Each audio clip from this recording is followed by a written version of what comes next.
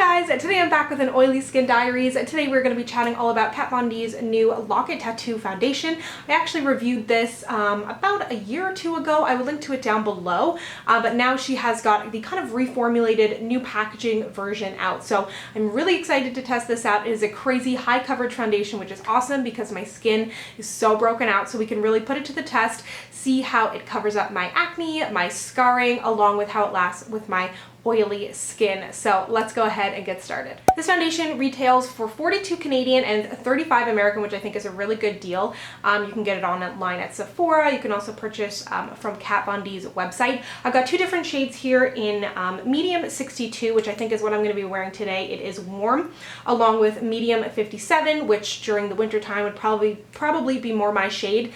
This is also a warm shade. I'm an NC 42 in MAC for reference. So I'm going to go ahead and get into the demo now. I'm going to do one side of my face with a beauty blender, the other side with my Real Techniques buffing brush. Kat Von D created this foundation to provide exceptional coverage without compromising a smooth, striking finish. Formulated with 21% pigment, this powerful formula was developed with proprietary pigments to match a broad range of skin tones with bold, full coverage. The combination of raw materials and the best siliconic elastomers and siliconic esters provide 24-hour wear with transfer resistance. Natural polymers absorb oil for a matte, soft finish, and the added emollients provide a velvety texture for perfectly smooth, hydrated skin. It's formulated without parabens, synthetic fragrance, and it says it is a high pigment foundation for full coverage that leaves a long-lasting, beautiful finish. It also comes in 19 different shades. As you can see, this foundation has some serious coverage. When I was putting it on with a brush, which was this side of my face, as soon as I just started blending it out, I was like, wow, I kind of had forgotten about how great the coverage was on this stuff. I don't find much of a difference in the Beauty Blender side. There's really no shine to it. When I touch my face, there's like a little bit of stick, but for the most part, it is dried down to a powder finish.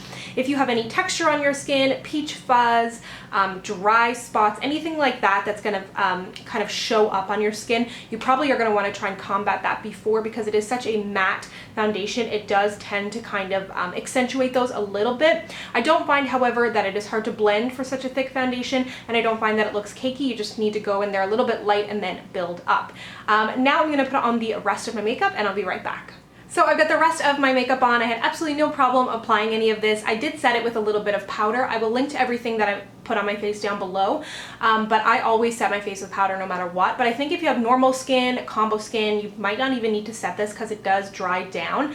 If you have a lot of pores, you may want to use a pore filling primer or any fine lines and stuff, just to kind of combat it looking any bit cakey or catching on those. That being said, I think if you looked up really close at my face, of course you can tell I'm wearing foundation, but it doesn't look caked on, it doesn't look heavy, it doesn't feel heavy. I just think it looks amazing. As you'll see in daylight photo, it looks great. Again, super flawless. And then in flash photo, no real flashback. There is a little bit of a shine to my face, but I think it makes it look even more skin-like. I just love this foundation. I totally forgot how much I loved it, and I'm just like so excited to have it again. So I will check back with you at the end of the day. It is now at 10:28. So I am back. It is now the end of the day, and I've had this foundation on for about 8 hours. I think that I definitely look oily. I feel like the camera doesn't really pick up how oily I look, and the foundation may have oxidized a little bit, but I don't think that it has moved around. My blush and highlight is still in place. Everything still looks great. I did just want to kind of blot and powder my face because that is something that I know I would do if I was wearing this foundation. I did initially say that it had been reformulated, but this is actually still the same formula.